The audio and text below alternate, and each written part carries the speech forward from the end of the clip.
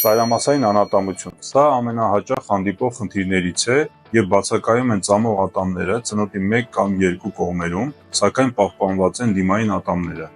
Այս խնդրի դեպքում որպես հետևանք մարդու մոտ առաջանում է ծամողական ֆունկցիայի խանգարումներ, ծնոտների բարձրության իջեցում, ի հաշիվ դիմային ատամների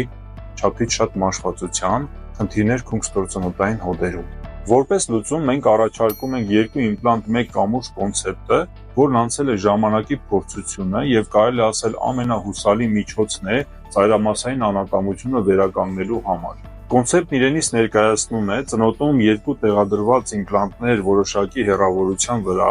եւ կամուրջ բաղկացած 3-ից 4 ատամներից։ Այսպիսով մենք կարող ենք վերականգնել կորսված ատամները անշարժ եղանակով, որն ի դեպ գրեթե համարժեք է նման դեպքերում պատրաստվող զանազան պրոթեզներին